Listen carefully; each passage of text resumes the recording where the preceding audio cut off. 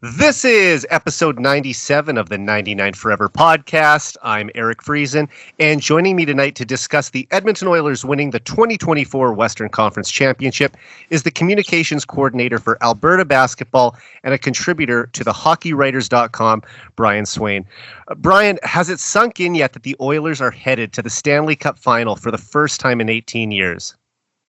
Yeah, it's sunk in. It's almost sunk in too much. I think I'll tell you this: the energy in the city is absolutely incredible, and I think it's cool that they have this. In a sense, it's kind of cool they have this week off between when the series ended and when it's going to start, because it's just there's this building anticipation. But I think everyone's about ready to get it going now. We've had enough time to let it sink in, enjoy it, get the vibes. It's okay, let's play some hockey now. Yeah, I couldn't agree more. I think everyone in oil country is ready for Saturday night. And even though I'm 5 hours away from oil country, you can definitely feel Oilers fever in Saskatoon right now, too. And I would say that I probably see more Oilers gear around town than any other NHL team. But it's definitely been ramped up the past week with the Oilers now headed to the Stanley Cup Final, like I said. Yeah, it's crazy. On Sunday night, actually, just after I think the game wrapped up, I want to say around maybe 8:30 or 9 o'clock here our time. And I actually had made a late trip to the grocery store that night, and so I was out maybe about 9:30, maybe half an hour after the game. And there's people out riding their bikes in Oilers jerseys. They're out walking their dogs in Oilers jerseys. I go into Save On Foods. Everyone is wearing Oilers jerseys. It's everyone just emptied back on the streets after the game, and it's just I probably saw more people wearing Oilers gear than people who weren't wearing Oilers gear. I'm sure you can probably imagine, but it's being in this city right now. It's I've not seen anything like it before. Not, I can't really remember the 80s very well, but this is definitely far exceeds 2006. Well, maybe because it's been so long, too. I mean, the gap between the Cup in 1990 and getting back to the final in 2006 isn't even as long of a gap as it's been since they've been there now the last time. Yeah, which is really wild to think about, hey? It is, yeah. And, we obviously thought that this would happen sooner than it has, but it's just everyone's getting swept up in Oilers mania right now. The city lives and breathes the team, and when you can finally see them in the Stanley Cup Final, it's only going to ramp things up even more. And I predicted before the season that the Oilers would win the Cup, so this is where I expected them to be back in October. But to actually see it happen, it's like Connor McDavid said, it feels like a dream come true. And since this is episode 97, I wanted to have you back on for the Connor McDavid episode, and we will be talking a lot about number 97 tonight. But 97 also has significance in Oilers history, in that it was the year the Oilers returned to the playoffs for the first time in 4 seasons back in the 1990s. And Brian, I know you have a lot of fond memories of those hard-working Oilers teams from that era. So let's start there tonight. Do you recall when you first started to believe that the Oilers were going to end their playoff drought during the 1996-97 season?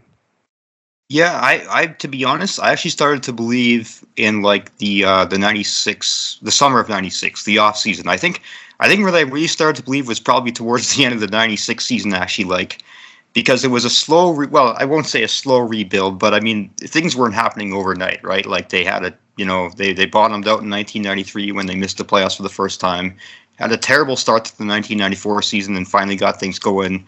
I would say 1995 kind of stunted their development a little bit, just because it was a strike-shortened season or a lockout-shortened season, I should say, and everything kind of, I think that hurt the team, really set them back. The fact that was basically the equivalent of half a season. And then in 96, the 95-96 season, when they finally got Cujo on board, got him signed and brought him in January, they were pretty good. You could see the potential over the last 3 months of the season. That was the year Doug Wade had his incredible year when he had 100 points. They made some nice trades. The younger pieces were starting to come together. Jason Arnott, so on and so forth. And I think the one move that really made me think was when Kevin Lowe signed just before in the summer of 96, before the season started. And it's hey, okay, he's coming back here to be part of this. He sees that there's Kevin Lowe is Mr. Oiler. And it was okay, over the last 6 or 7 years, all the great players have left this place. They've gone elsewhere to win. Here is someone who looks and sees what's going on here and thinks that, yeah, there's something kind of cool going on. They've got something going on back here again. I want to come back and be part of it. And that's what I believed. And really, like, right from jump in the 96-97 season, they were, much more competitive. And I'd have to check the standings to be sure, but I don't think like they were ever really out of the playoff race. I think they were like in that kind of 6, 7, 8 range in standings right from the start of the season. And you kind of really knew the whole way as it went along. Like if they just kept this up, they'd get there. Yeah, if you look at month by month, the first half of the season, they definitely were better. There was a couple months where they were under 500 after January, but they snuck into the playoffs with 81 points. And, despite posting a sub 500 record, they were the 7th seed and they had to take on the heavily favored Dallas Stars in the first round, who finished 23 points ahead of them in the standings. Brian, even though the Oilers were facing a superior team on paper and given little chance of winning the series, just how exciting was it for you as a young Oilers fan to see this team back in the playoffs for the first time since 1992?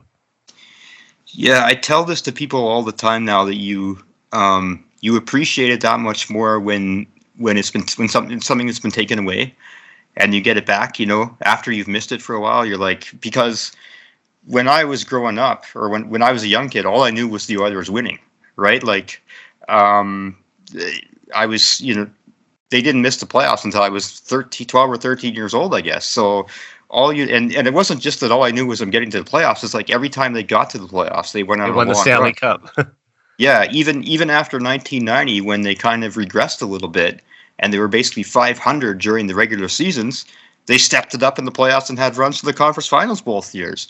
So you just kind of ended up taking this stuff for granted, and when it's taken away, you really appreciate it when you get it back, and that was really special because in the time that the Oilers went from being out of the playoffs in 92 to getting back in 1997, like that was during such a significant shift in landscape in the NHL, in terms of like what it just meant for small market Canadian franchises. It meant so much to be able to get to the playoffs, being what they were up against with the devalued Canadian dollar that made it very difficult to sign free agents or keep your impending free agents. The Oilers had gone through almost being sold and moving the year prior in 1996. They had the SOS drive that saved the team. So not only had we missed the playoffs, the team had almost gone. And this was in the same year, too. You got to remember in 1996-97, it was 2 years. Yeah, I guess 2 years after Quebec had left for Colorado, and the year after Winnipeg had left for Phoenix. So it's just like, you were really feeling it. You were the ultimate underdog now as the Canadian small market. And that was kind of like the whole dynamic was like in the NHL at that point in time. So you came to appreciate things so much more. So to your point about not appreciating something until it's gone, would you say that those runs in 97 and 98, where they upset the Stars and the Colorado Avalanche in the first round in back-to-back years, were almost more important or meant more to Oilers fans than the 91 and 92 years where they got to the conference final? I don't know if I can speak for everybody, but certainly to me, like that era, and not just 97, 98, but I would say right through 2001, when they played the Stars 5 consecutive years, and of course they played them again in 2003 after missing the playoffs in 2002. But those 5 years, like even just a win meant so much. Like just a single win. I remember in 2000, because of course the Oilers got swept by Dallas in 1999, lost their first 2 games in 2000. Like even just that first win, finally beating the Stars again after losing, I think it was 9 straight to them in the playoffs in 2000 when they finally won in Game 3, like that meant so much.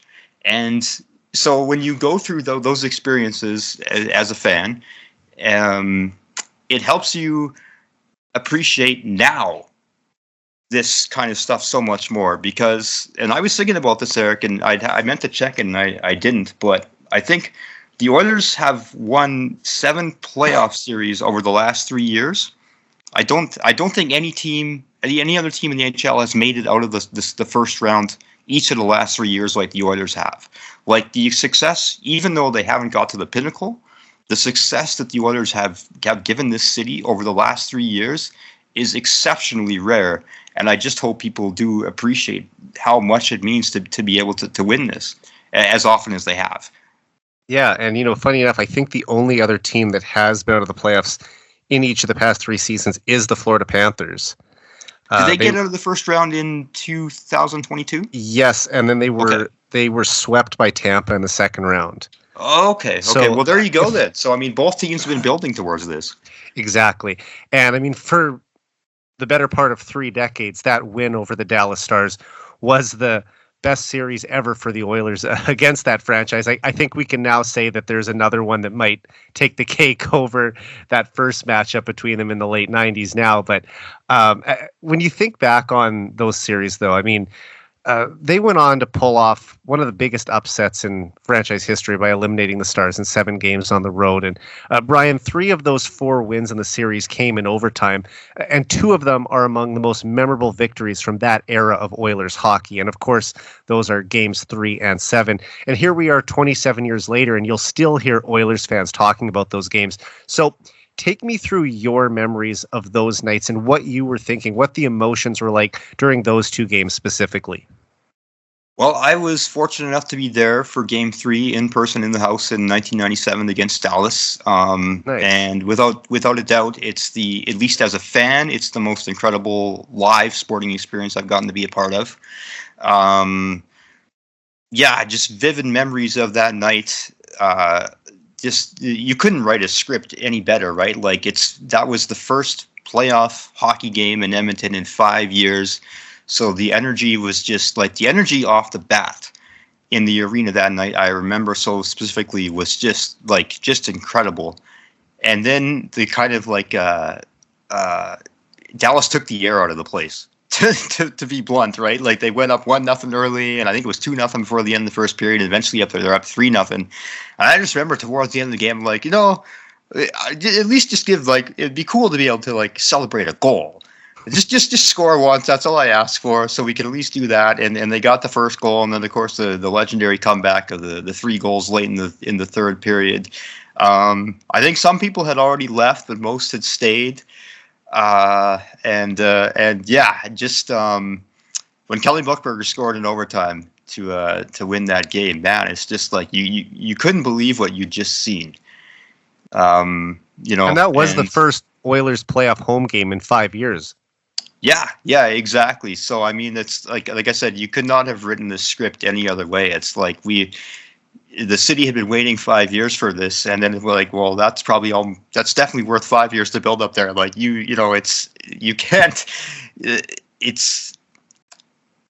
I'm struggling to place the words for it right now, because even this 27 years later, it's just like, it's still, like I say, it's the energy in there was incredible. I remember leaving, it was raining, just like an absolute downpour that night when we got out for the game after overtime. And this is still in April, so it's dark out by the time we got out of there. And it's just like, I remember people just running by the LRT station in Old Northlands Coliseum in the dark, just drenched in rain, waving flags and stuff. And it was just such a cool energy to be a part of. And I mean, it's stuff that you see every game now, like with the moss pit outside and the watch parties going on outside of the arena.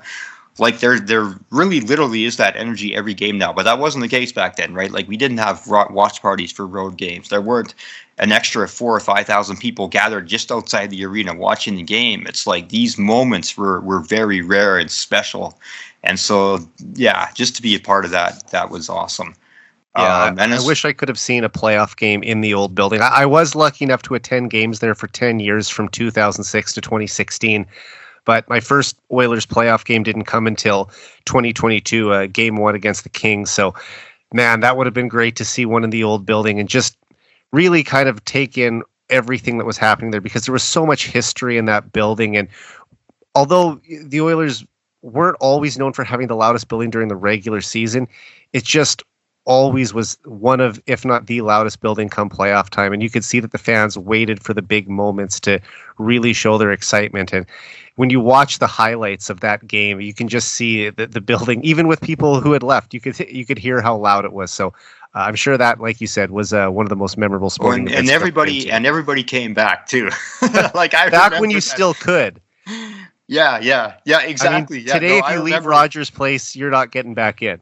No, I mean these were the good old days when re-entry was still a thing. And yeah, I remember there was like there was, I think it was right in front of us, like that whole row was empty almost with about 5 minutes to go before they got their first goal. And then by the time overtime started, because you can imagine, like, people are getting back to you. Of course, this is before the days of cell phones.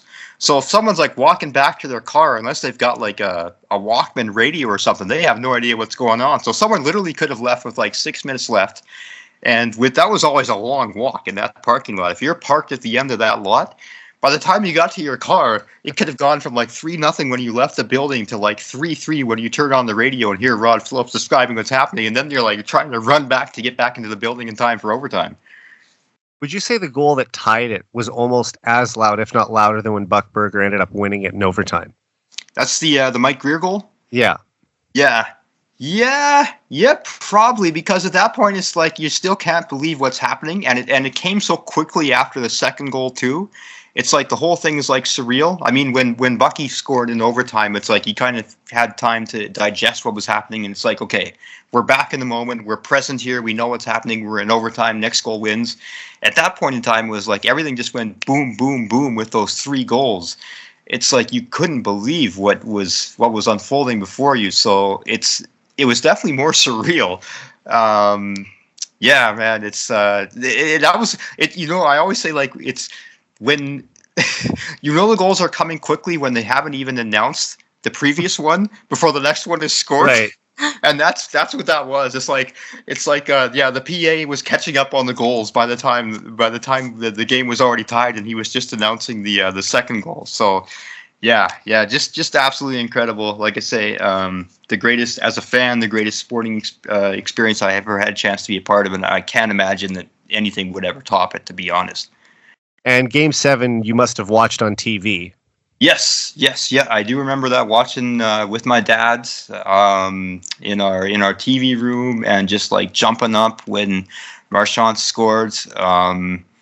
What a game! I don't need to tell anybody about that. I mean, every Oilers fan knows this. I want to ask you about this though, Eric. I was having a conversation with a friend a couple weeks ago about and I actually ended up writing an article about this, but what the top Oilers overtime goals were of all time. And I had that one, Todd Marchand's goal, as number 1. He had Fernando Pisani, Game 5, 2006, as number 1. And that was actually like maybe my 4th or 5th, I think, on the list. But I thought, like, because honestly, I think not only is that Marchand goal the most iconic overtime goal in Oilers history, it's also the most iconic Game 7 goal, probably. It would probably be top 5 iconic goals, period, in Oilers playoff history. Yeah. Where would you rank it? The Marchand and Pisani goal are definitely in the top 5. But if we're talking about the most memorable goal in Oilers history, and I've had this conversation with Bruce McCurdy on my podcast before too, but we're both in agreement that it's Wayne Gretzky's overtime winner in Game 2 of the 1988 Smythe Division Final. And if you remember, the Oilers had taken a penalty. I believe it was Mark Messier who took a penalty in overtime. The Oilers were up 1-0 in the series. And here comes the Flames on the power play looking to tie it up, sending the series back 1-1 to Edmonton. And Wayne Gretzky gets a shorthanded breakaway down the wing that was somewhat cut off, but he ripped a slap shot over the shoulder of Mike Vernon to end it. And I think that is the most iconic goal in Oilers history. Okay, that's a good one. That is definitely in the mix for the top ones for me too. I had that. Of course, Pisani. I think Tikkanen Game 7 in the Saddle Dome. That's a huge one too. I think when I think about Gretzky obviously elevates the goal himself because it's Gretzky, but it was also the final Battle of Alberta he was ever a part of, the final game he ever played with the Oilers in the Saddle Dome, and the fact that they were able to take both games on the road against the President's Trophy winning Calgary Flames and come back to Edmonton and sweep them in game 3 and 4 on home ice. I think all those factors together lead to it being the Oilers' greatest goal ever. And then, and of course, can't forget about Peter Klima, Game 1, 1990. Yeah, super memorable Craig too. McTavish eliminated the Kings in overtime I can't remember if it was 91 or 92. Connor McDavid's goal in 2022. Again in the Saddle Dome. Flames. A lot of these goals are Oilers and Flames related, and basically all of them that we mentioned took place in the Saddle Dome. So I think also the fact that it's coming against your biggest rival probably makes it even stand out a little bit more. But yeah, if we're talking about the most famous overtime goals in Oilers history, I would say that we probably named 5 or 6 right there. And it's pretty cool that this, it was a tough list for me to narrow it down. Like, once you get thinking about it, it's like, they've had a lot of pretty incredible moments. And this was before Game 1. When they won, which I would now call one of the most memorable overtime goals in Oilers history, but it was a big one. Well, one against Dallas. Yes, for sure. It was the first win in the McDavid era for this team, so that in the conference final, I should say. So it's significant in that way. There was also the Ryan Smith goal in that series in '97, and much like the McDavid goal, both of them happened within the first minute of double overtime. Yeah, they happened within, I think, like about 10 seconds of each other, right? Yes, the Smith goal was 22 seconds into double overtime, and the McDavid goal was 32 seconds into double overtime. That's right. Yes. I remember. I was. I didn't post this that night, but I was joking with a friend that my stat of the night was going to be that the Oilers are 2-0 in games that end within the first minute of double overtime. Right, and the only player in Oilers history to score a faster goal in the first period of an overtime frame was Charlie Huddy back in 1984. Right. And that here's a bit of trivia for you. You probably know this, but that was the last time the Oilers had scored an overtime goal in the playoffs by a defenseman until Evan Bouchard scored earlier this playoffs. You know what? I wouldn't have known that off the top of my head. I was trying to think if there would have been a Paul Coffey goal in there, or maybe even a Marc-Andre Bergeron goal in 06. I'd have to really think back on it. But yeah, I could believe it with Bouchard getting the overtime winner. They went 40 years without a defenseman scoring an overtime goal. Two of the first 3 overtime goals in Oilers playoff histories are by defensemen Lee Fogelin and Charlie Huddy. And then 40 years, nothing. Not Chris Pronger, not Eric Brewer, not Yanni Nienema, not Steve Smith, nobody. And then Evan Bouchard ended that streak with a big one. So yeah, there's already been some good overtime games this playoff too. It's also pretty cool that those two defensive partners from the 1980s, Paul Coffey and Charlie Huddy, both helped guide the Oilers to a Stanley Cup final as an assistant coach. Yeah. I hadn't even thought about that until just now. It just came to me right now too, and hopefully Coffey's run to the final ends a little better than Huddy's did 18 years ago. That's awesome. I hadn't even thought about that. That is really cool. Oh, man. Yeah. And like I said, we're going to be getting that all going in a couple days here. But just before we move on, because you're also a huge basketball fan, I have to ask you about the attention that the Oilers have been getting from the NBA on TNT panel over the past month. First, we saw Shaq receiving a signed jersey and stick from Zach Hyman because of his new nickname, Shaq Hyman, which I still can't believe someone didn't think of sooner, considering the way they both go hard to the paint. And then Charles Barkley was gifted a signed jersey from Leon Draisaitl. And after thanking Leon for the jersey on air, Chuck said that he picked the Oilers to win the Stanley Cup in his bracket this year. Brian, how cool has it been for you to see this crossover between the Oilers and the NBA? And is this something you could have ever imagined seeing 30 years ago? Oh, no, definitely not. Like, this is super cool for me because outside of Steve Nash, like, Charles Barkley is my favorite basketball player of all time. So to see him talking about my hometown has just been like, it's been incredible.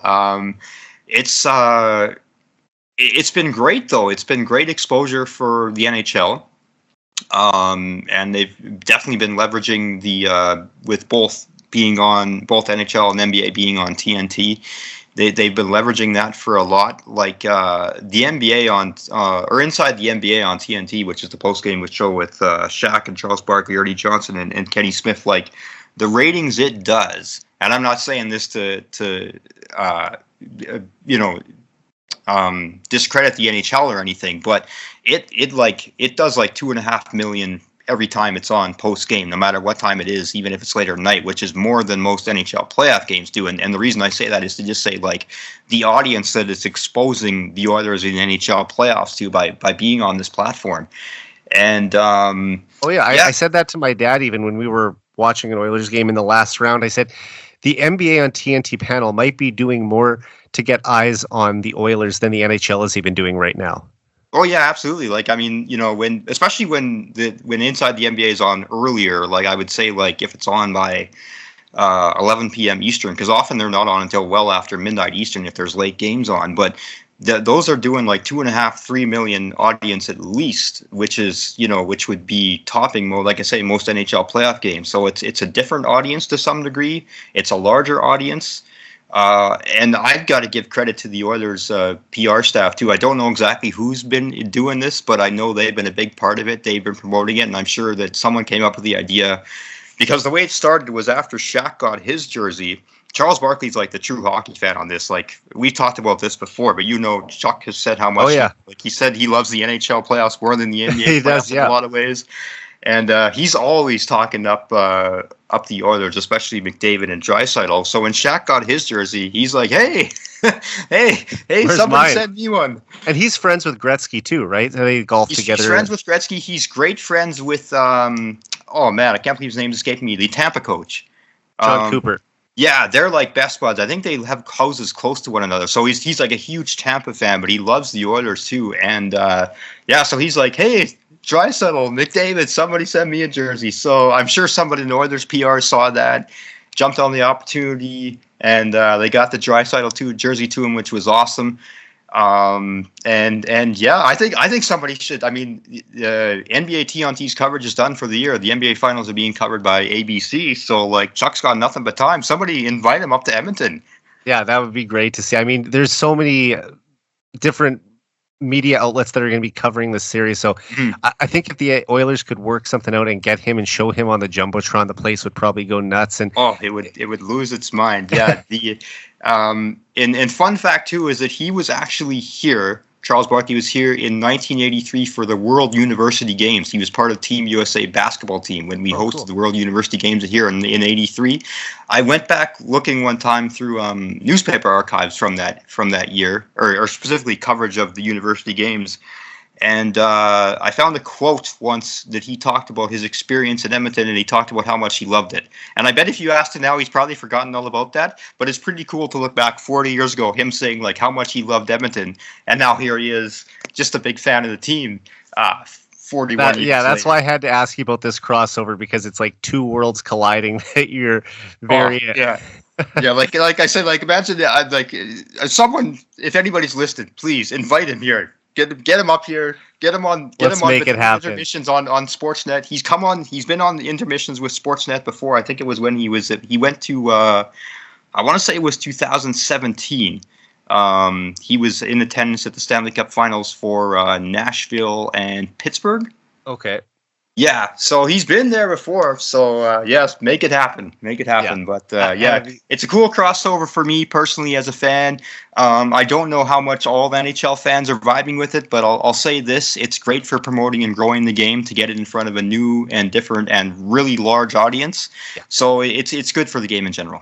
That's the way I look at it. And I just think it's been really cool to see a couple NBA legends who are household names holding up Oilers jerseys on national TV in the States. And it's not something I would have ever thought would happen, but I think TNT has smartly used the NBA panel to promote their NHL coverage. And even though ESPN is covering the finals, it might not directly involve McDavid either, but the Oilers are still his team, and this is a good thing for the league that TNT has tried to help make McDavid's name and the Oilers logo more recognizable to their American audience, because the NHL marketing machine isn't quite the same as we see in some of the other major North American sports leagues. But with the Stanley Cup Final just days away, they couldn't have picked a better time to give the Oilers this additional exposure. And also, I should mention, Shaq gifted Zach Hyman a signed Lakers jersey, which he wore to, I want to say he wore it to Game 5 in Vancouver. They did. I remember because they lost it. Because they lost that game. I was thinking, like, if he wears this and they win this game, he's got to wear it to every this for every game now. So, but I'll say this. My last thought on this is because I know you want to get on to other topics, but if you see the number one, actually, if you watch the interviews when Hyman's being asked about Shaq talking about him, and then if you see the look on his face when he's got the jersey, like he is like a little kid in a candy store kind of thing. Like you can tell that this is someone who grew up, even though Zach Hyman's not a basketball player, like Shaq is just like a larger than life celebrity athletic figure when he would have been growing up, like, right? Hyman's a professional athlete himself now, but the difference in fame between Shaquille O'Neal and Zach Hyman, you can't even quantify it. No, you can tell, like, just to see this guy mentioning his name and then to be getting personalized gifts from him, you could tell that meant an awful lot to him. I'll just say anybody, like, go back and look at the pictures of him when he got the Shaq jersey and just look at that look in his eyes. That's a look of a 12-year-old kid there. And you wouldn't normally see that from one professional athlete being given something from a now retired pro athlete. But when it's a large, like you said, a larger than life character like Shaq, it just makes it that much more special. And I'm sure that that's a day that Zach Hyman will never forget. And oh yeah, absolutely. And I don't know. Do you know, Eric, if does TNT have any of the Stanley Cup Finals games, or is it all on ESPN? As ABC? far as I heard, ESPN has the exclusive rights to this finals. Yeah, well, that's too bad, because I mean, they could have. I'm sure they would have had Chuck on for sure on the TNT broadcast then. But yeah. My opinion. I think TNT in both, and especially in NBA, but definitely I've noticed it in NHL too. I think they have the superior coverage of both sports. From what I've seen, the TNT team does a way better job than ESPN. And Mark Messier is still on ESPN, and I love Messier, and I want to give him a shout out too, but. I just think that the panel that they have on TNT with Gretzky and Biz and Henrik Lundqvist and Anson Carter, I think they have a really good team over there. And I love the interactive segments they do. It's not something that you really see much of on Canadian broadcasting. And maybe part of it is because Canadians are more familiar with the game and they're breaking down a few more of the simple plays that the average or casual American fan might not understand. But I still think it's something that could be integrated into Canadian broadcasting as well. They've leveraged a lot of the, it's very, I would say, influenced by the NBA, inside the NBA and the NBA and TNT crew with what they've got. But they've been able to find this unique mix of personalities in Gretzky, Carter, Biz, and Lundqvist. Henrik, that have unique personalities, unique perspectives, experiences within the game, and also knowledge within the game. And that's kind of they have that in combination or in common. Sorry, with the inside the NBA, but they've got this unique mix of personalities. This creates for this kind of like playful, fun, engaging dynamic that like you just can't help but enjoy, and also take a lot of stuff away from it if you're a viewer. And just like they do the same kind of playful segments. You've probably seen the stuff where like Shaq Hyman is skating through the hallways and he gets body checked by Biz. Yeah. Like this is what is made. This is the kind of stuff that is made inside the NBA such a mammoth hit, and we have not seen that in hockey until now. And so like again, I would say I know there's probably some people that hockey fans, traditionalists, that maybe don't really get it, but this resonates with a wider audience. And when you're trying to appeal to a younger audience specifically, and an audience that didn't grow up with generations of hockey, that don't have a father and a grandfather that loved the game and followed the game, when you're trying to reach new fans, there's nothing wrong with adding a little fun into it. No, and I think, and just as a viewer, and again, I'm probably a little bit biased because I am such a big fan of Inside the NBA, but I love this stuff. Yeah, I mean they can do more of it as far as I'm concerned. And when Gretzky first got into broadcasting, some people thought, well, he's usually pretty soft spoken and quiet. I don't know how he's going to be as a broadcaster, but I think he's really found his voice over the last 3 years. And even though he doesn't work every single night on the team, when he's out there on the broadcast, you can see him showing a little bit more personality, and it seems like he's thriving in this new role. I think he's really, really grown as a broadcaster in the last couple of years, and he's a lot more honest and not afraid to critique than I think some people thought. Than some people thought. And I think the best example of this, and I think some people got upset about this, is on after the Oilers won on Sunday. I think he said something to the effect of like, my heart is with Edmonton, but it would be great for the game if the Panthers won. Like, I appreciate that honesty. Like, in his role as a broadcaster and an analysis now, he doesn't have to pick the Oilers to win just because his heart is with Edmonton. Or he doesn't have to pick, he can speak honestly and give his honest take as a unbiased broadcaster. Yeah. And I love that he's found that part of his voice now where he can say that. And if he thinks it's great that the Panthers win, and if he thinks the Panthers are going to win, then awesome. Speak your piece. That's what we want from our broadcasters. And there's a few things to keep in mind there too. I mean, Gretzky is good friends with Daryl Cates, and he's obviously been friends for 40 years with Paul Coffey, who's an assistant coach on the team. Yeah. And then you look at who he's rooting for, obviously. Yeah, of course. Yeah. But at the same time, Dustin Johnson and his daughter Paulina Gretzky take their children to a lot of Panthers games, and there's been pictures of them in Panthers jerseys. So his grandchildren are actually Panthers fans. So he has family that's cheering for one team, and obviously, his heart is still with the orange and blue. But I'm hoping that we're going to see Gretzky at some games. He does live in West Palm Beach, Florida now, so very likely he'll be at one of the games in Florida, but I'd love if they could get him up to Edmonton, because I think, once again, the place would go nuts if they showed him on the Jumbotron. And I think, too, I know he's got a lot of, he's a busy guy. He's got his fingers in a lot of pies, but I'm sure he would love to come up here and experience that again, too, just to be in town for the Stanley Cup and to live the atmosphere that he was a part of so many times. Because do you remember, Eric, I don't think he was here in 2006. Yes, he was. Oh, was he? Not in 2006, but in 2017 he was. And I can distinctly remember them showing Gretzky and Bob Nicholson up in the press box watching the game. And even Gretzky was even down in Anaheim because he was still living in LA at the time. So he was at the Anaheim games in the second round. And just seeing, whenever they would flash the camera on Gretzky and seeing him cheering for my team, for the Oilers, from the press box, I mean, that meant so much to me, because ever since he had retired, he had been pretty much only associated with the Phoenix Coyotes. But prior to that, my entire life, I didn't know him as anything but a King or a Ranger, really. And then now, for the first time when I was 27, he's back with the Oilers organization for the first time since 1988. And here he is cheering on the Oilers in a playoff game. I can't tell you, as a lifelong Gretzky fan, how much that meant to me to see.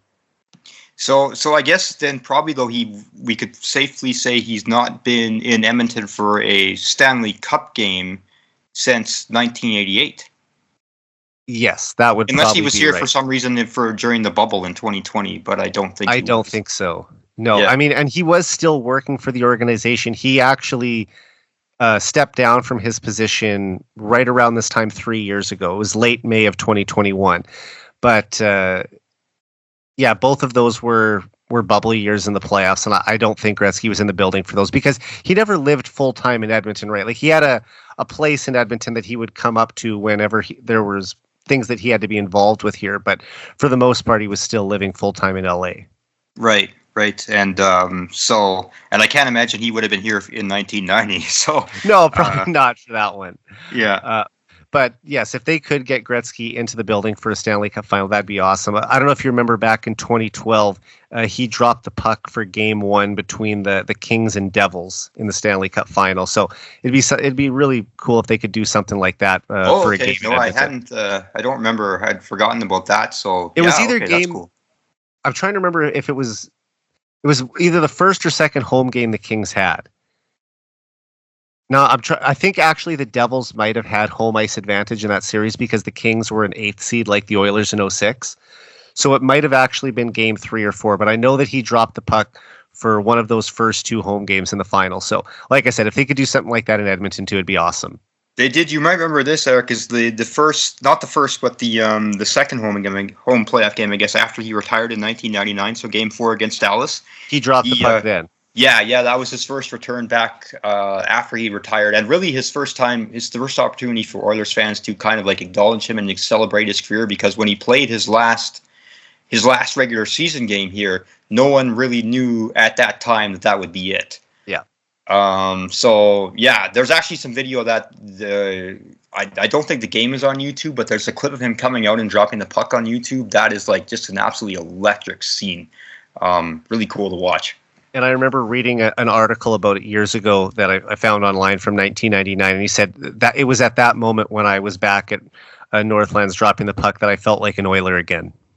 And I think they probably rushed to get him to that game because the Oilers were down 3-0 in the series, and maybe the plan was like, yeah, we'll get you for one of the games, but it's like, okay, we better get you in today because I don't know if we're coming back for another game. Exactly, and it was shortly after he retired at MSG, like you said, so there wasn't a lot of time in between his last game and that actual playoff game. Yeah, that was a fun postseason, but unfortunately it ended rather abruptly.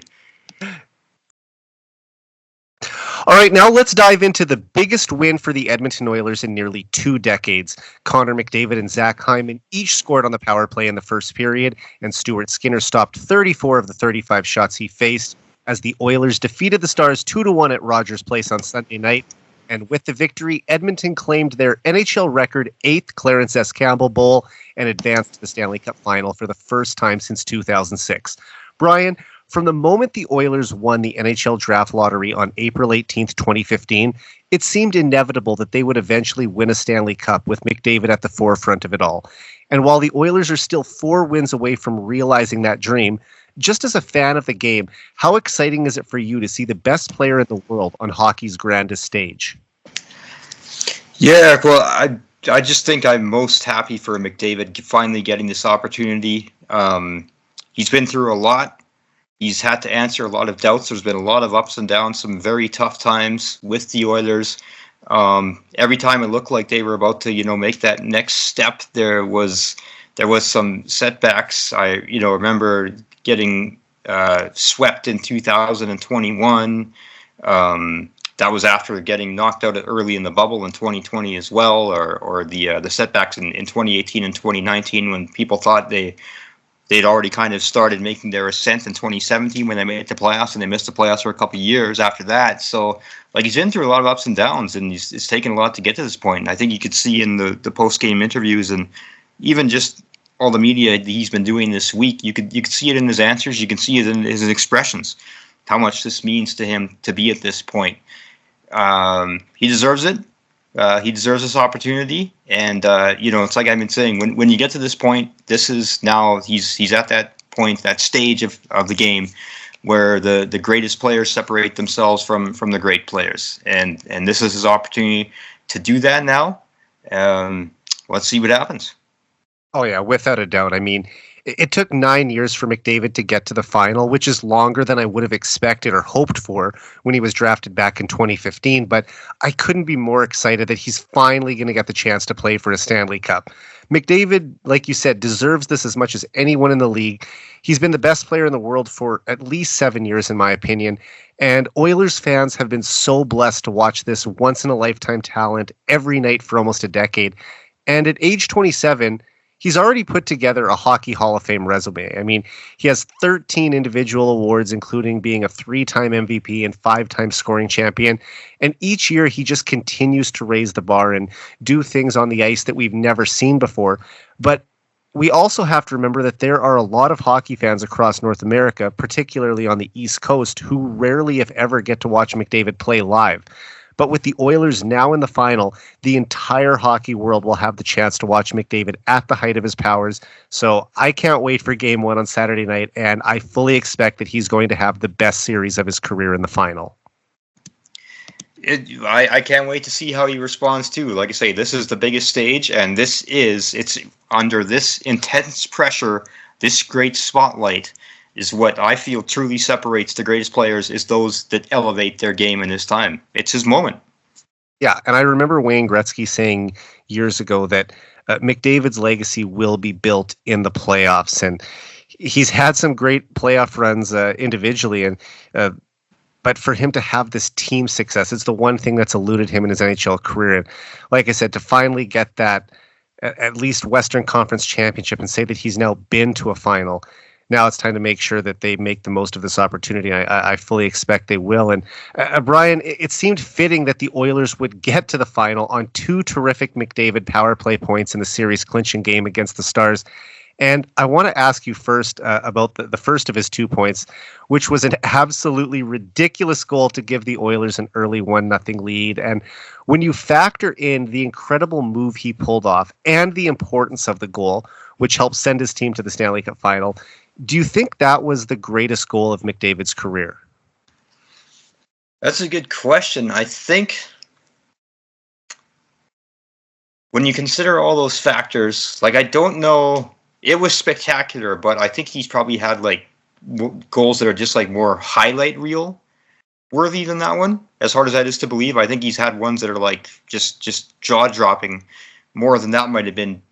But like you say, when you factor in the importance of the situation, I'm going to say it's top 2 or 3. I might still pick eliminating the Flames in the Saddle Dome in the first Battle of Alberta in 30 years.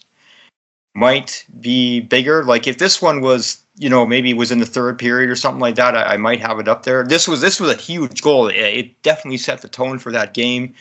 And the tone that he played a big part in getting the Oilers get out to that 2-0 lead. And I think they just played, even though they had only 10 shots that night, I thought they played with this confidence the rest of the game, this poise that we don't need to be, launching onslaughts on goal. We're going to protect this lead. But so, yeah, I mean, it was a spectacular goal. It was very important. I think for New York, I would probably still vote for the Flames overtime goal in 2022, Game 5. Yeah, I mean, personally, I still think the 1-on-4 goal McDavid scored against the New York Rangers on Kevin Lowe's jersey retirement night in 2021 is the most spectacular goal he's ever scored. A lot of people will also still say the goal in his comeback against the Columbus Blue Jackets in 2016, which was also an amazing goal. And I'm sure if you asked most Oilers fans, they would say that the overtime winner to eliminate the Flames in 2022 was still the biggest goal of his career because it was a series-winning goal in overtime. But the goal against the Stars is certainly in the conversation when you consider the context. And it's at the very least the best goal of the 2024 playoffs. And despite being the primary focus of the Oilers penalty killers, McDavid managed to pull off an unbelievable toe drag move to weave through Sam Steele and Miro Heiskanen before roofing a perfectly placed backhand shot over Jake Ottinger's shoulder. I mean, it was a video game type goal. There's no other way to put it. And I think being able to attach a signature McDavid goal to the franchise's biggest win since 2006 made the victory even more special. And with the goal, McDavid also joined Wayne Gretzky, Mark Messier, Yari Curry, Mario Lemieux, and Nikita Kucherov as the only players in NHL history with multiple 30-point playoff years. Even more remarkably, McDavid joined Gretzky as the only players to ever do it prior to the Stanley Cup Final. And while he's reached many milestones during the Cup run, McDavid has a shot to reach probably the 2 most impressive feats of his playoff career in the final, which would also likely secure the Conn Smythe Trophy for him as well. McDavid needs 9 points to become just the 3rd player in NHL history to record 40 points in a single playoff year, and he needs 6 more assists to break Gretzky's NHL record for most assists in a single playoff year. Brian, do you think McDavid gets both of them done in the final? I'll say yes to assists for sure. Run the first one by me again. He's at 31 points, so he's 9 away from hitting the 40-point mark. Yeah, yes. I will say yes to both of those. Unless this ends in a sweep. But I don't think it's going to end in a sweep one way or the other. I think it's probably going to go at least 5-6 games. And if it's going 5 or 6 games, I think he's definitely getting 6 assists. And probably a pretty good chance at 9 points too. So I'll say for sure the assists and most likely the points as well. Yeah, and before the season, when I did my season preview podcast, one of my predictions is that McDavid would have 50 points in the playoffs this year, and he was going to break Gretzky's single playoff all-time point record of 47. But it doesn't look like he's going to get quite there now. I will still say I think the assist record he'll break. It seems likely that he'll put up 6 assists because I think the series is going to go at least 6 games. So it's a safe bet that he'll probably continue averaging at least 1 assist per game for the rest of the playoffs now. And for the 40-point mark, that seems like a good bet too. I mean, he's had at least 9 points in 5 consecutive playoff series. So there's no reason to think that trend is going to stop anytime soon. And even going up against an elite goaltender like Bobrovsky and, arguably the best shutdown center in the league and Alexander Barkov, there's just something about McDavid. It just seems like it's inevitable for him this year, as I said earlier, and that if this run of destiny continues and they end up winning the cup, you can just see that his offensive numbers are not going to slow down by any stretch. Yeah, and when you put it that way, 40 points does seem pretty likely. Obviously, just a big part of this will depend on how many games they play. The funny thing is with these numbers that Gretzky put up, he put this up whether the Oilers were playing like 20 games in a playoff year, right? Because the first round was only best of 5, and then they were sweeping teams along the way. I think they won a couple of their cups in under 20 games. And I mean, you have to remember the first series of the playoffs back then was also a best of 5. Yeah. So, I mean... and those are all reasons why I thought McDavid would hit 50 points. I said because I don't think that the Oilers are going to run through teams as quickly as the 1985 Oilers did. Yeah, well, I mean, even if they were to play the full max of 28 games, 7 games in all 4 series, 50 points is still an awful lot even in 28 games. And I know McDavid is unbelievable, but that's like to put up that kind of numbers over that stretch of games, I'd have to do the math, but what pace would that be on for like a full season? That's probably that's almost 150 points for a full season, right? For 50 points? Yeah, if you get 58 points in 28 games, that's 150 points in 84 games. So that's basically like the equivalent of 150 or 140 point season. So to do that is pretty spectacular. Well, just looking at his numbers right now, we'll look at what his pace would have been. So 31 in 18 games. So he's basically playing at a 141-point pace, which was close to the pace he was at this season. And if he would have played all 82 games, he would have hit 140 points again.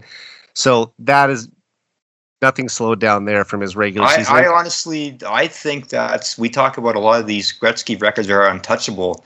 50 points in a single playoff year, that's one that is like I'd rank right up there with I don't know if we'll ever see anybody get there. Well, like I said, 47 was Gretzky's career high in 1985. And if the Oilers wouldn't have been such a dominant team and some of those teams would have pushed the series to 6 or 7 games, he might have got close to 60.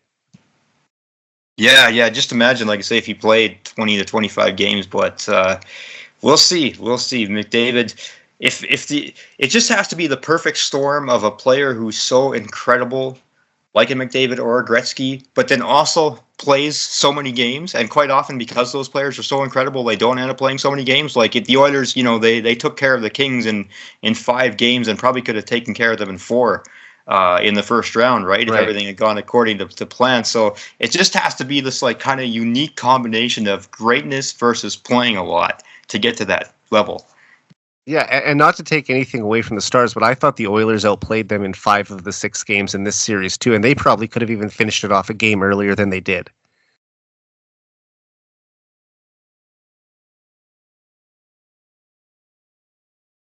Brian? Yeah, I lost you there for a sec. I'm back. Okay, I just said, looking at the series between the Oilers and Stars, I thought the Oilers outplayed them in 5 out of the 6 games, so they probably could have finished that off even quicker than they did.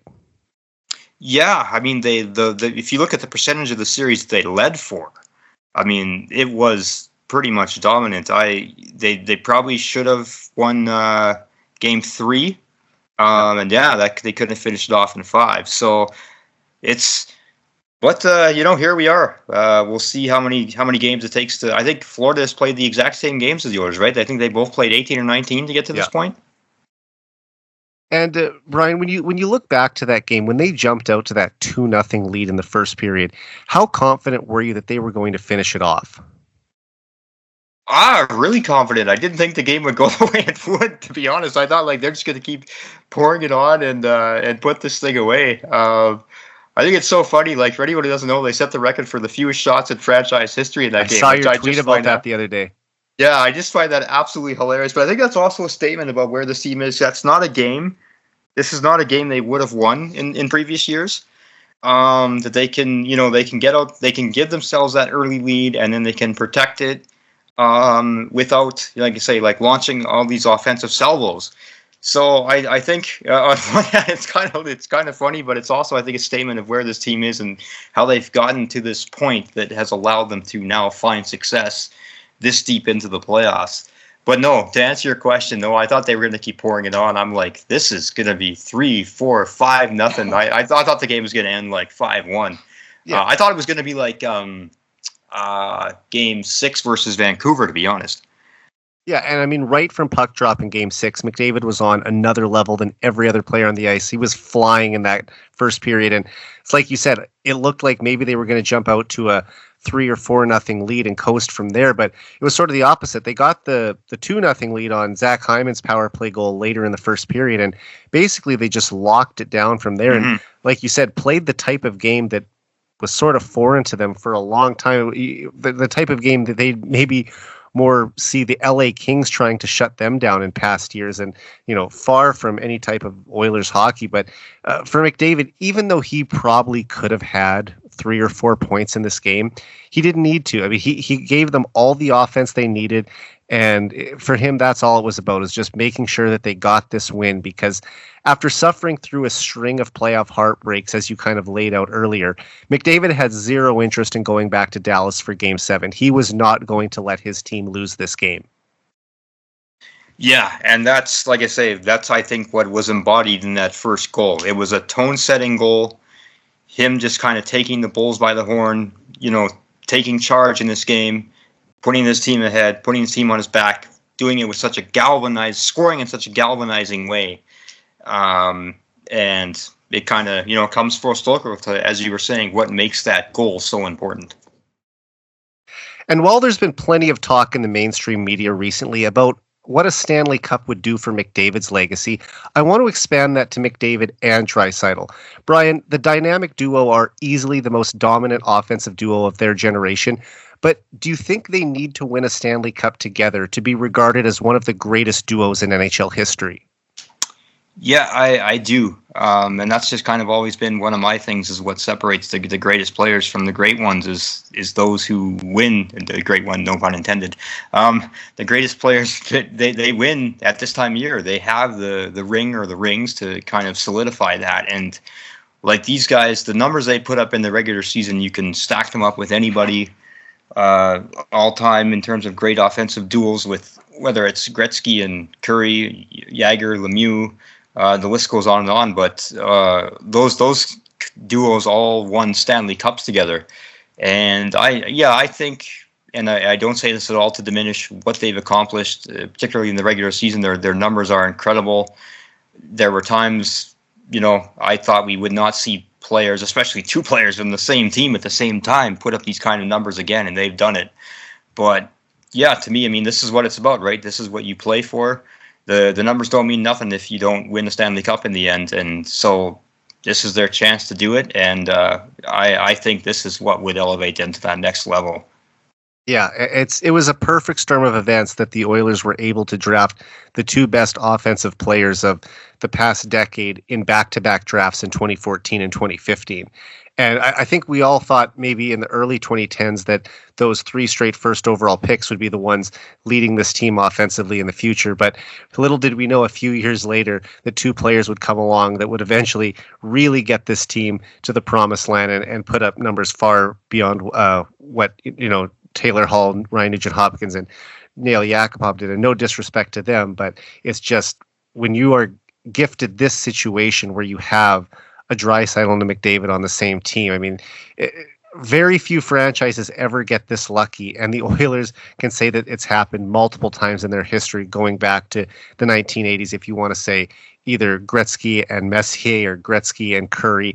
And you talked about some of the greatest duos, and the one thing they all have in common is that they did win cups. And obviously the Penguins' legendary two duos, Lemieux and Yager, and Crosby and Malkin, both did it as well. So for McDavid and Draisaitl to join that group with Gretzky and Messier, I think they do need to win a championship to go down as one of the all-time great duos. And they don't just want to be remembered as great scorers. They want to be remembered as champions. And this is the best chance to make it a reality. And, it might be the best chance they ever have. I hope that there will be more Stanley Cup runs down the road, but they're here right now, and I've said it for a couple of years that I think the first time McDavid and Draisaitl get to the final, they won't waste that opportunity. They're both extremely determined to win and willing to do whatever it takes to make that happen. Yeah, I mean, it might be their only chance. They could also make it. They could do like Tampa and make it 3 years in a row or something like that. We don't know, but it's really tough to do this, like what they've done. And we were talking about earlier how rare it is even for teams to get out of the first round 3 years in a row. What they've accomplished is incredibly difficult to do. So this could be their only chance, and we'll see. I really to just piggyback on your point there, Eric, about what you were saying about just how driven they are. That's really been pretty apparent this playoffs, and I think that alone, and not to say Florida's driven too, but just what I'm seeing, and obviously it's easier. You kind of, when you're kind of in this Edmonton bubble right now, you're probably going to tend to think more one way than the other. But just like looking at how focused, determined, and driven these guys are right now, it is difficult to picture them getting to this point and not taking it to the finish line. Yeah, and I think last year really left a sour taste in their mouths because they felt like they were the better team and they could have beaten Vegas. And some things didn't go their way, and they were tied 2-2 in Game 5 and had a 3-2 lead and let it slip away, and Vegas ended up winning that game, and then they went back and Vegas ended up taking the series on Edmonton's home ice in Game 6. But that one, I think, really hurt them, and it felt like a punch to the gut for that team because they felt they had the team to win a championship. And now here they are a year later, and they finally gotten over the hump getting to this final. And that's why I say they're not going to let this opportunity slip away. They will do whatever it takes and lay their bodies on the line to make sure that this ends with a championship this year. And it'll be interesting to watch because if you look at some of the great players in history, and even some of these ones that we've talked about, sometimes they have to lose the first time when they get there, and sometimes they don't. Just look at the Oilers. I mean, in 83, they got swept by the Islanders before coming back the next year and beating them in 5.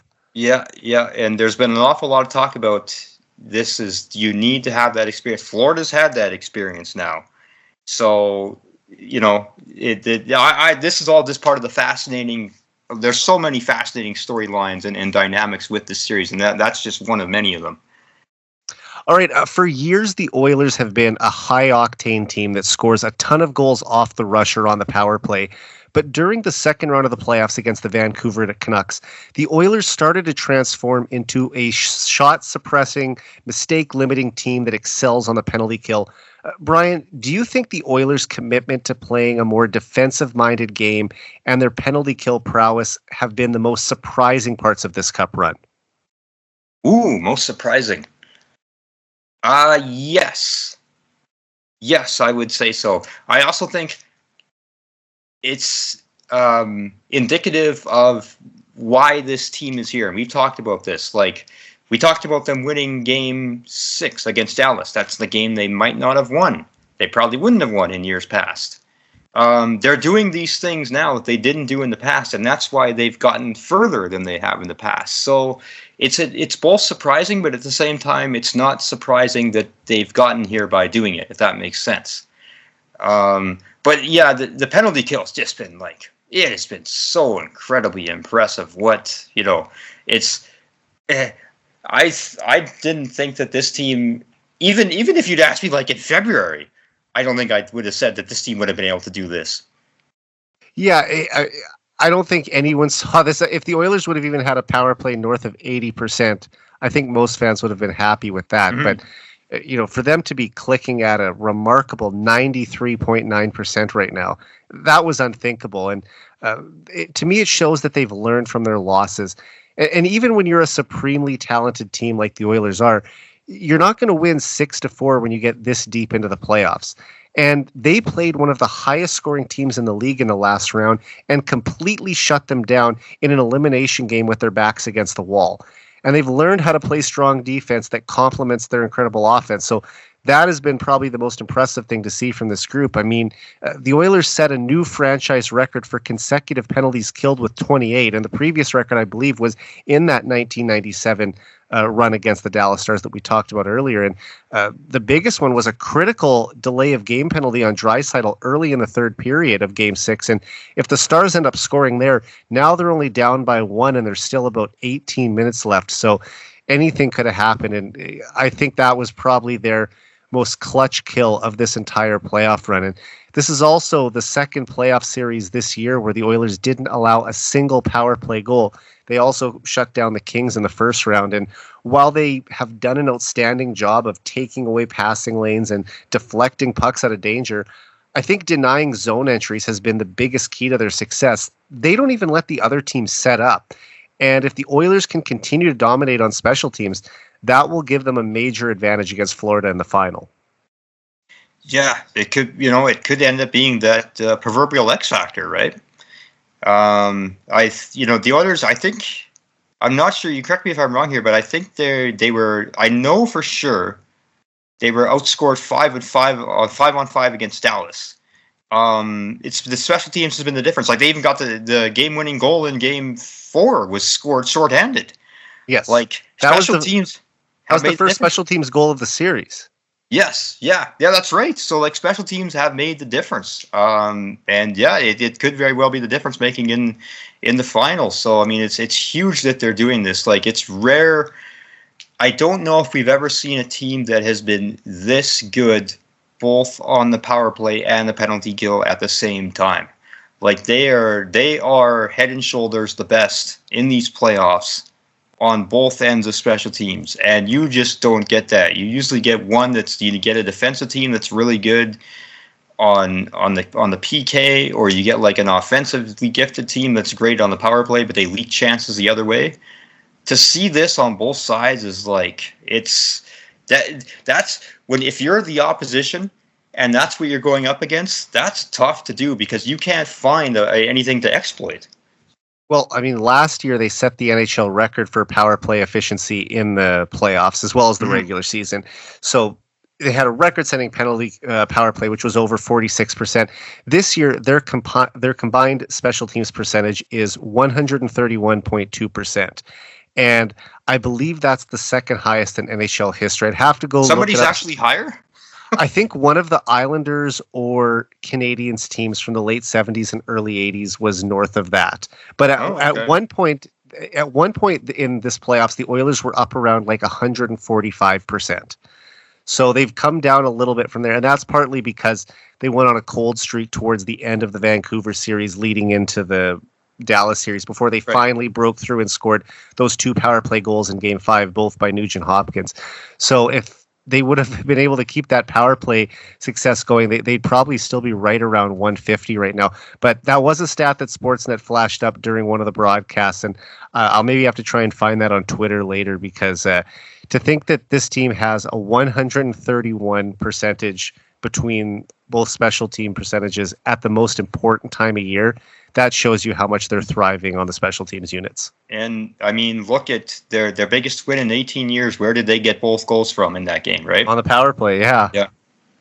And like you pointed out, after they got the 2 goals, the whole focus was defense. And it's shocking that a team with as much firepower as the Oilers have, even when they are playing more of a tight checking style, would only still barely make it to double digits in shots. That is, to me, is going to be one of the all-time funniest stats. I added it up, Eric. That was the 3,000. If you combine regular season and playoffs, right, that was game number 3,801. Wow. They never had fewer shots than that in 3,800 games, and that's the game they get their biggest win. in 18 years. It's like that's just to be as funny. But like I say, that's I think that in a way is kind of like the perfect analogy of what's going on here right now.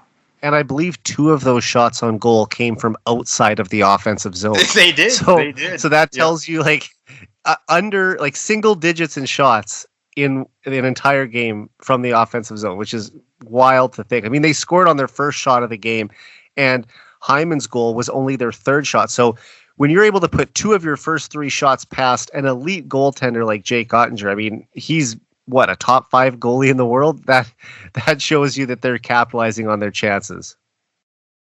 Yeah, no, exactly. Like they're so good on the power play, and they use those first 2 opportunities to take advantage of that, get that 2-goal lead, set the tone, and it's like, okay, we got this from here. And they'd seen from throughout this series that the power play opportunities were coming far and few between, so they needed to make the ones that they were going to get count. Mm-hmm. And that's the thing, too, that I find interesting when you talk about those old, Islanders? And was it Boston or Montreal you were saying? I want to look back and find this out later. I think it was the ones that were, the Oilers were either right ahead of or right behind. They were in the mix. I mean, at one point in this playoff run, they were ahead when, like I said, when the Oilers were at something like 145%.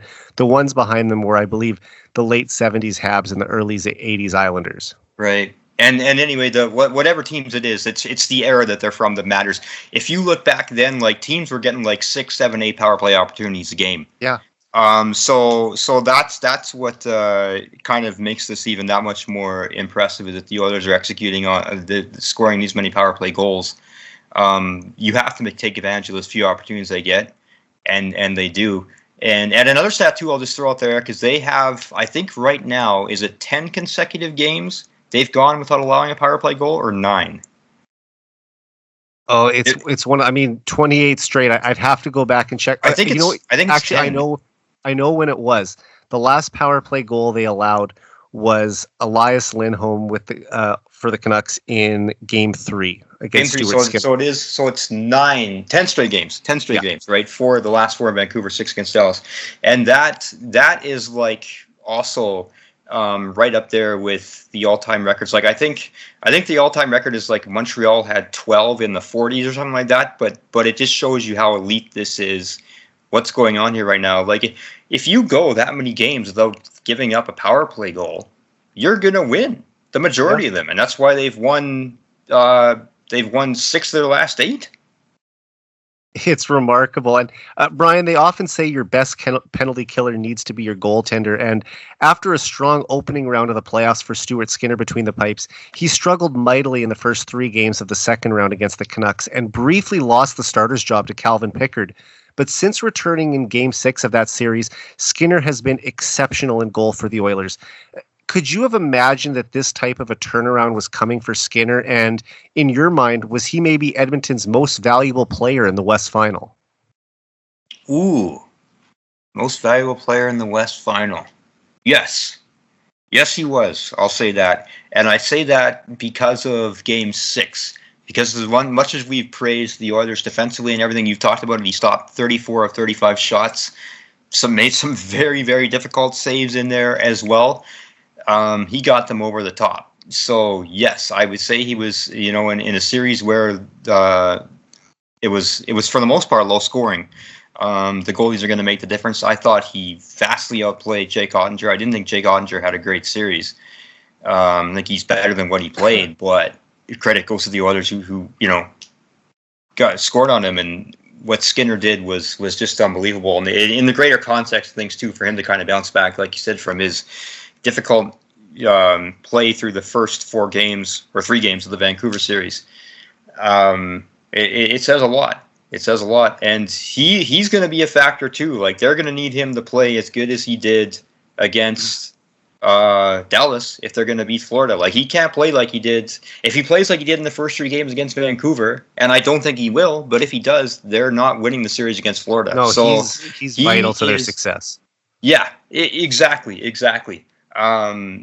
So yeah, definitely. I hadn't really thought about it before, Eric, but now you mention it, he would get my Oilers MVP award for the conference final. And while I still think that McDavid will end up taking home the Conn Smythe if the Oilers do win the Stanley Cup. I'm totally on board with you. I think Skinner was undoubtedly Edmonton's best player in the series. Like you said, they were badly outshot 35-10 against a desperate Stars team fighting to stay alive, and Skinner delivered maybe his best playoff performance. And that's saying a lot because he had a shutout even earlier in this playoff run. And really, he could have had a shutout in either of the past two games. The Stars only scored one goal in both games, and it came late in the third period both times. And if you just look at his last 8 appearances, he has a 6-2 record, and he's allowed 2 or fewer goals in 6 of those 8 games. He also has a .919 save percentage, and that's elite for any goaltender, especially at this time of year. So if he can continue to give the Oilers those type of performances, then they have a real chance because they're going up against an elite goalie in Sergei Bobrovsky and one of the best defensive centers, as I mentioned, in Barkov, as well as a team that knows how to shut it down. So you're going to need the guy at your end of the ice stopping just as many pucks, if not more, than what Bobrovsky is going to throw at you. Yeah, Bobrovsky is good. So they're going to need Skinner to be on top of his game, and I do think he will be. I really genuinely do. And like you said, when you're on this kind of a run, you want to keep that momentum going. That's maybe the only bad part about having this 5-day break. And, one other really cool thing I thought from Game 6 is that if you go back to Skinner, a kid from Edmonton who grew up cheering for the Oilers, in the spring of 2006, he was a 7-year-old kid watching his childhood hero, Dwayne Roloson, backstop the Oilers to the Stanley Cup Final in one of the greatest Cinderella runs in NHL history. Now you fast forward 18 years, and Roloson was in the building on Sunday night to watch Skinner help the Oilers get to the same stage. Full circle, right? Hey, maybe 20 years from now, Skinner will be in the stands watching whoever the Oilers goalie of 2044 is leading his team to the Stanley Cup Final. Some kid who was lucky enough to be in the building for that right. That epic win. But I just thought that was kind of a nice touch that he was once watching his favorite player. Now his favorite player is watching him. Yeah, no, it is pretty remarkable, and of course, I mean, everybody knows how unfortunately things turned out for Roloson in 2006. That's so kind of maybe hopefully it would kind of be a little bit of justice if Skinner can do what Rolly didn't get the opportunity to do. And speaking of Cinderella runs, we know that team in 2006 was undisputedly a miracle run to the final. They barely snuck into the playoffs that year, and they knocked off the President's Trophy winners in the first round, en route to becoming the first 8th seed in NHL history to reach the Stanley Cup Final.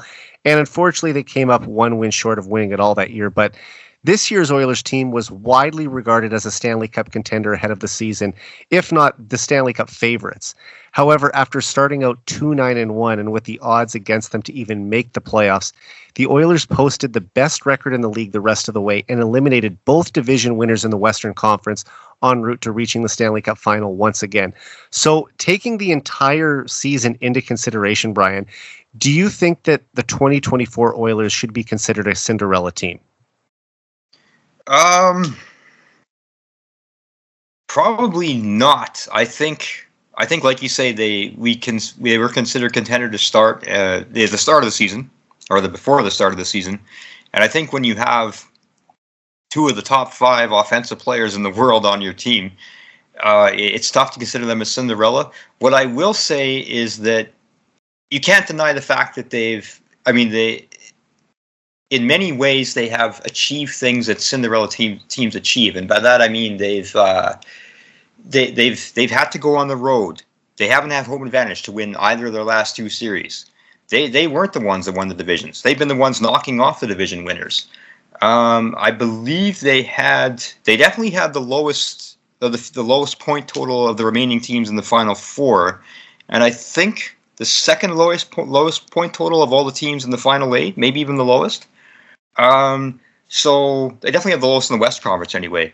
So, I mean, like when you factor, I think they did have they were number 8 of the remaining 8 teams, I think. So, I mean, if you look at all those factors, there's a lot of things in there that's saying like, they're doing what Cinderella teams do. They're beating teams that have home advantage. They're beating teams that have more points than them. But like you say, the Oilers were, if you take that first month or so of the season out of the picture, this has been the best team since U.S. Thanksgiving. And so in that respect, I'm not going to call them a Cinderella, but they have achieved a lot of things that a Cinderella team does. How's that for a cheap way out? No, I mean, that's a good point. And if you look at it from that perspective of that technically they were the lowest seed available in the conference final, then I guess you could consider that. But to me, this isn't a Cinderella run, I should say. I mean, they dug themselves a huge hole in the first month of the season, and that's why they didn't end up winning the President's Trophy or finishing atop of the Western Conference standings. But once the Oilers got back on track, they looked like a team that was capable of winning the Stanley Cup. And the Oilers have been a contending team for several years now. They made it to the Western Conference Final in 2022, where they were swept by the Colorado Avalanche. And I already talked about this, but last year they lost to Vegas in the second round in a series where they thought that they could have won. And as good as those teams were, they just weren't quite ready to win the Cup. But now I believe they are. And prior to this season, Draisaitl called this a Cup or bust year for this group. And now they have the opportunity to do something special and bring the Cup back to Edmonton for the first time since 1990. Yeah, and it's been interesting too watching what the odds have been for setting the series, and even at this we talk right now, I've got SportsCenter on across from me, and they're breaking down the series preview, and a lot of people are leaning towards, despite the fact that they don't have home advantage again in this round. The Oilers are starting to sound like, in at least a lot of analysts' eyes, the favorites. I mean, from what I don't have as great of an understanding of advanced analytics as some people do, but from what I've read, the underlying numbers for the Oilers are the best, or some of the best, in the salary cap era. And when you factor in that they also have a couple superstars like McDavid and Draisaitl leading the way, clearly the two best players in the series, I think we can say that. When you look at all these things coming together, it just sort of feels like a team of destiny. And for me, honestly, I would be extremely disappointed if they didn't finish it off, because to come this far and to go on this incredible of a run, I just want them to finish the story. And it'll be just something that we'll look back on years from now and think from where they started to where they got to. Whether or not it's considered a Cinderella run or not, it'll be one of those seasons that we look back and say, you know, they really were in a tough spot early in the season, and they were able to get themselves out of it and got all the way to the end and won a championship. Yeah, well, I remember back after the San Jose loss in November, when San Jose hadn't won in like 40 years and they beat the Oilers. That was like, I would say, their lowest point. That was rock. That cost Jay Woodcroft his job. Yes, even though he was still around for the next game that they won in Seattle, I think it was. It was because they hadn't finished the paperwork with Woodcroft or with Chris Knobloch yet. So with Knobloch, but I at that point I remember looking it up and just like seeing like a team with that was had this few points after X number of games, whatever that was at that point. Has any of them ever won the Stanley Cup? And none of them ever had. None of them had even ever really gotten close. Even making the playoffs seemed like a long shot at that point. If you look at year after year, the teams that are typically in the playoffs by American Thanksgiving end up making the playoffs. There's very little change in it. There might be one or two teams out of the 16 that switch, but for the most part, you need to get off to a good start, because with 3-point games in the modern NHL, it's so hard to make up ground right now. Exactly. And I think that just adds to how impressive of a run that the Oilers had. Exactly. The closest thing to this would be St. Louis in 2019. They were in last place on January 1st. Yeah. So they even had to come further in a shorter amount of time. But I would still say that the run that the Oilers went on was more impressive because they finished higher in the standings than the Blues did. Yeah, and the Blues, if I might have this wrong, but I think when I was looking this up, I think this is what it was. The Blues were never the greatest number of points the Blues were back of the playoffs at any point in time was not as many as the greatest number of points the Oilers were back from the playoffs at the same time. So even though St. Louis was last place, they didn't have that great a number of points to make up as the Oilers did. So this is, hopefully once they, when they win the Stanley Cup, we can sift through these numbers and look at how this is, not just in hockey, but probably in all of sports, one of the most unprecedented turnarounds. It already is. I mean, to get to this point is just incredible. But, the reason I bring up St. Louis, too, is just to show that this is possible. This is totally possible. Right? And I've been mentioning that as they've got along this point, and here they are. St. Louis won in 2019. Why can't the Oilers do it in 2024? Exactly. And if we're looking for even more narratives to make the story even better, to have McDavid as the captain who brings the cup back to Canada for the first time in 31 years, I think that will add to his legacy as well. Oh, that's a whole other show unto itself. and here's the thing. I'm not saying that everyone across Canada is going to embrace the Oilers. I'm not naive enough to think that. I mean, I live in a province that doesn't have an NHL team, and there's fans of every team here, although there is a large number of Oilers fans just because of the geography and, close comparison to Edmonton. But realistically, I don't think fans in Calgary are cheering for Edmonton, Vancouver, probably not even Toronto, which is McDavid's hometown, but still. But that will, if we're looking for even things to make the story even more impressive, that would probably be one of the factors that wouldn't be off the top of someone's head. But when you really start to sit back and think about it and say, wow, they overcame all this and they ended Canada's lengthy cup drought, I just think that there's a lot of things here at stake for this Oilers team.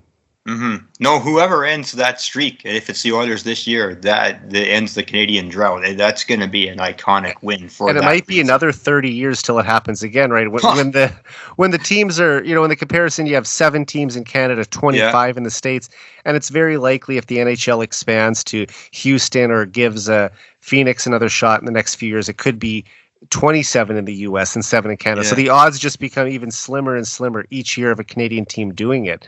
Well, what's really crazy is that in this span of 31 years, what is it, 6 or 7 straight losses for a Canadian team in the final? Like, that in itself is you think at least once they get there, they may only get there every 4 or 5 years, but when they do, you think that they would have at least won a couple of those. Yeah. But I think it's Vancouver and Calgary both had 3-2 series leads in 2004 and in 2011. The Oilers... Vancouver made Game 7 twice in 94 and 11. Calgary made Game 7 in 04. Edmonton made Game 7 in 06. But never went Canada's way in any of those cases. No. And although I think that the Oilers Cup run was the more impressive of the one against the Flames in 04, they never did lead in that series. And, obviously having your starting goalie out from midway through Game 1 isn't going to make things any easier. And I still believe that if Rolison would have been healthy, the Oilers would have won the Cup that year. They might have. We'd be talking about the drought of being over almost 20 years ago. So that was a tough break. And full credit to Jussi Markkanen. He came in after not having played in nearly 3 months and did the best he could to get them to Game 7. But yeah, when you lose your big trade acquisition from the deadline and your starting goalie, who was the hottest goalie in the playoffs that year and probably, I don't know, second or third most valuable player on the team, I would say probably Chris Pronger 1, Dwayne Rolison 2, Fernando Pisani 3. Yeah, for sure. At least to that point. I mean, I think in the greater picture of things, just because Rolison didn't have the chance to play in the Stanley Cup Finals, and meanwhile Pisani's out there scoring one of the biggest goals of all time. If you take the 4 series themselves, I would probably rank Pisani ahead of Rolison, but that's only because Rolison didn't get a chance. For the first 3 rounds, it was definitely Rolison was the MVP. Yeah, and I mean, that run doesn't happen without Chris Pronger, too. Regardless of how well Rolison played between the pipes, that was the piece. They hadn't had a superstar of that caliber since Mark Messier left town in 1991. Yeah, Pronger should get. He doesn't. You're right. And Doug Weight was a top offensive player in his prime, but I think we can all say that even though Doug Weight was the more impactful Oiler for a longer period of time and the more celebrated Oiler, Chris Pronger was the better player of the two. I think one thing that would be pretty hard to disagree with is that no Oiler has been more impactful in a 1-year span. than Pronger. That's one thing he can take. He can have for all time. But that's I agree. Those will be the top 3 stars for 06 for sure. Rolison, Pisani, and Pronger in the opposite order. Yeah. All right, and just to wrap up the show tonight, I want to quickly preview the 2024 Stanley Cup Final, where the Edmonton Oilers will be facing the Florida Panthers. Brian, I think we can safely say this will be the Oilers' toughest opponent yet in these playoffs. But after knocking off the Stars, I believe they can beat any team because the Stars were right there in contention for the President's Trophy all season. And I just want to know, what has you most intrigued about this matchup, and where do you see a decided edge for either team in the series? Probably what has me most intrigued, what we touched on already, it would probably be Stuart Skinner. Because I really think he can be the difference in this. I think Skinner more than, well, actually I shouldn't say that because we just talked about how much goaltending made a difference in 2006. But, I think Skinner means this team's fate hinges on the play of its goaltender probably more than any of the cup-winning teams did. And I even include 1990 with Bill Ranford. So that, to me, and Bill Ranford won the Conn Smythe that year, too. Right.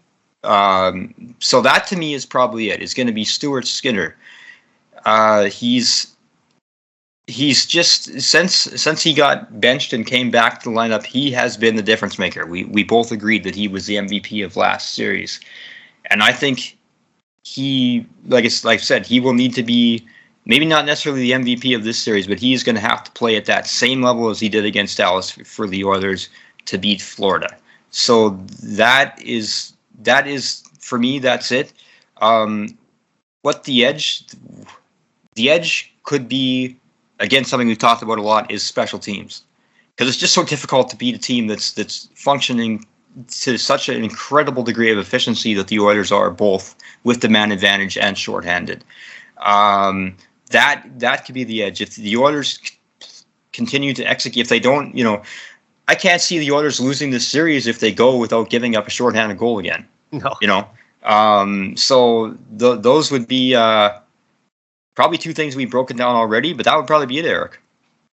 And when you think about it, the Panthers are a team that likes to play rough. I mean, they are going to do everything they can to get under the Oilers' skin. They have a lot of guys who are going to be in everyone's kitchen out there, not just Matt Tkachuk, but Nick Cousins, Sam Bennett. All of these guys are going to be really pushing on the Oilers hard, and the Oilers are going to have to play physical with them and not get into taking penalties or unnecessary stuff after the whistle, but just pushing back and not letting the Florida dictate the play and push them around, because you can see that they're going to be dumping the puck into Darnell Nurse's corner, Matthias Ekholm's corner, Evan Bouchard's corner, and running them every chance they get. So that's something that I think the Oilers are going to have to look out for, is the physicality that Florida likes to play with, and the greasiness and the dirtiness that they play with. And the Oilers have some guys who can do that too. So you might have to see Evander Kane or Corey Perry kind of step up in those situations and give it back to them a little bit. That's the other thing I'm looking forward to too. Is Kane Tkachuk round 2? Yeah, I mean, we're finally seeing that 2 years later, and hopefully that series goes as well as the last one did 2 years ago for the Oilers. And really, I mean, I'm not a Tkachuk fan by any means, obviously, but he was really invisible in that series, other than the first game when he scored a hat trick. So hopefully he won't be able to have much of an impact on this, and the Oilers' top guns will be able to take over, because that's where I think they have the biggest advantage, aside from the special teams. I mean, you want Florida to be taking penalties and the Oilers to capitalize on those. But like I said, Edmonton's high-end skill is better than Florida's high-end skill. You probably give Florida the slight edge in terms of forward depth. Mm-hmm. On defense, I would say the Oilers' top pairing of Bouchard and Ekholm is better than Florida's top pairing, but their defense as a whole is probably better than Edmonton's. And in goaltending, you'd give the edge to Florida. So I think that it's going to be a tight series. I don't think one team is going to win this in 4 or 5 games. It's probably going to be a 6 or 7 game series. And like we said, we know the advantages that Florida has, but I just feel like the way that this Oilers team is playing, to me, they just feel like a team that's destined to get the job done and end this drought, not just for, Canada, but specifically for this organization. I mean, 34 years is a long time. There's a lot of Oilers fans who've never seen a Stanley Cup. I was a year and a half old the last time they won, so I'm lucky that I can say that I've been alive for an Oilers Cup win, but the closest I've come to actually seeing my team get to that point was June 19th, 2006, when that wonderful run all came to a crashing end. But let's hope that this year it ends on a better note. And Brian, I just want to say thank you for joining me so much on the podcast. And the last question I'll ask you before we call it a night is, who wins the series and in how many games? Oilers win the series in 5. Wow. 5 games. Yeah. I have to have I said it was going to be my last question, but I have to have a follow-up question. Why do you feel so confident that the Oilers are going to make this a quick series? They are just rolling right now. It's all things we touched on. Just how determined the McDavid and Draisaitl, the level of determination. It's not just them. I mean, they set the tone. They're the catalyst. But you can see it up and down the lineup. Guys that are so driven. Ekholm, I think, is another great example of that. To get this done. Hyman, too. Nuge. Just the way. And like I say, I'm not saying that Florida isn't the exact same way. But just what I'm seeing of this team, it's just almost impossible to not see them getting this past the finish line. And what I think is going to happen is that I actually think they're going to steal the first couple games in Florida. And Florida might get one back here. But like I just think the Oilers are going to ride this momentum that they've got going. Skinner is going to continue to play at the level he did against Dallas. Like I say, that's the key. I do feel he'll continue to play that way. They're going to steal game 1 in Florida. They're going to get in the Panthers' head. Then they're going to take game 2 in Florida. Florida might come back and sneak one away here, but I think they're going to win it in 5. I think this is going to go very much like the 1990 Stanley Cup, actually, against Boston, which the Oilers won in 5. Went the same way. They won Game 5 on the road. Brian, I love your optimism. I love the positivity. I think the Oilers are going to win in 6 games, so I'm 1 game less confident than you. But well, yeah, a lot of people are probably hoping you're right, because if that's the case, that would be in home ice. Yeah. However, there is another intriguing fact that if they win the Cup in Florida, that's the building McDavid was drafted in.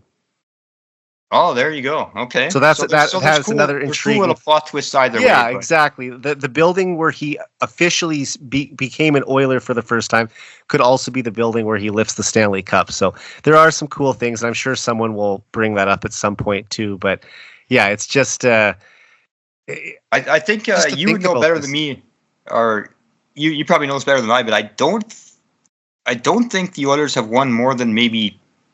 Is it 2 that they've won on home ice, or just the 1? They won all 4 cups with Gretzky were on home ice. Oh, really? And, okay. Yes, and the only cup they ever won on the road was at TD, or I guess at the time it was Boston Garden in 1990. Yeah. Oh, okay. They were fortunate enough to win all 4 of the Gretzky Cups at Northlands Coliseum. I had thought that they won in '84 was on the road. Nope, that was the first one at home, and I mean. The only one where it almost happened on the road in the Gretzky days was in '88 when they were playing Game 4 and the Oilers were up 3-0. The game was tied 3-3, and because of the fog in the building, they canceled the rest of the game. Yes, yeah. And and then they said, okay, well, we're gonna go back to Edmonton and play Game 4, and if it comes back, we'll replay another game in Boston after. So the Oilers got to play 3 out of the 4 games in that sweep over the Bruins on home ice, and obviously ended up winning all of those to cap off Gretzky's final season with the Oilers with a championship. But yeah, I mean, it would be the first cup on home ice since '88, so the first one in my lifetime. And like I said, regardless of where it happens, if it's at home, that's amazing because you get to celebrate it with your fans. And if it happens in Florida, there's that cool little side note of, the place where McDavid started his Oilers career technically. So either way, I think we'll be happy with it. And man, just to finally see McDavid lift the Stanley Cup. And at that point, there's nothing the naysayers will be able to say. All the critics who have ever doubted him or said, he puts up 1 million points, but he can't win, that will be over, and forever he'll be a champion. So I can't wait for that. And who knows, maybe we're getting ahead of ourselves, but 2 years from now, if he goes to the Olympics and wins a gold medal for Canada, how quickly that can change and go from being the guy who couldn't get it done to having multiple championships, both at the NHL level and on the international stage. One championship at a time. Exactly. That's what I said. I don't want to get too far ahead of myself. But look, if your prediction is right and they come back home up 2-0 in the series, it's going to be deafening in there for Game 3. I mean, they came back down 2-0 in 2006, and it was so loud you couldn't even hear yourself think in there. So I think it's paramount for the Oilers to win this series that they have to win at least one of these first 2 games in Florida. Yeah, but agreed. I'm confident that they'll do that, and hopefully it's like Dallas and they get the first win out of the way in game 1 and takes a little bit of the pressure off game 2. But then it's like I mentioned this on the last podcast. You get that first win and you start getting a little greedy and saying, okay, well, we got the first one, but what if we got both of them? So I'm hopeful that your prediction for that comes true. Yeah, well, we'll see. We'll see if that turns out or not. I know I'm kind of throwing it out there, but that's just the vibe I'm getting right now. But I'll say this: Game 3 here is going to be. They could lose 20-0 in both games 1 and game 2, and game 3 here still would be the loudest it's ever been. Without a doubt, there's no question about that. Game 3 here, just everybody prepare yourselves because it's going to be nothing. Literally, will be like nothing there's ever been experienced here before. I don't think. Well, Brian, I appreciate you joining me tonight to talk about the Oilers making it to the first time, to the Stanley Cup Final for the first time, not just since 2006, but the first time ever since I started hosting this podcast. Yeah, so, you know what's really cool, Eric? Because I remember, I think the first time, because I've been and you've been so kind to have me on so many times over the years, and I always have a great time talking with you. And I feel that. I feel so honored to have been your first guest for this, and I want to say that was in 2019, right? It was September of 2019. Coming off a second consecutive year out of the playoffs to where this is now, it's pretty cool, hey? I mean, 5 straight years in the playoffs, which hasn't been done in over 2 decades with this team. 2 trips to the conference final, and now the first one in the Stanley Cup Final. So I think if you would have told us all 5 years ago that that's how the next 5 years for this team would go, we all would have taken it. Oh, I would have signed off on that. You bet. Brian, before we say goodnight, where can people follow you? Follow me on @BrianSwane on Twitter. I have all sorts of screwball other stats that I'll post. They're the ones you won't see anywhere else. You're the best for that, and no one posts better NBA Canada stats than you. You track the Canadians in the NBA better than anyone else and provide all the association updates. So awesome to see, Brian. Thanks again for joining me tonight. No, thank you, Eric. It's always a pleasure. And next time we're talking, we'll be sharing our championship experiences with each other. I can't wait, man. All right, have a good night. You too. So for Brian Swane, I'm Eric Friesen. This has been the 99 Forever podcast. We're out.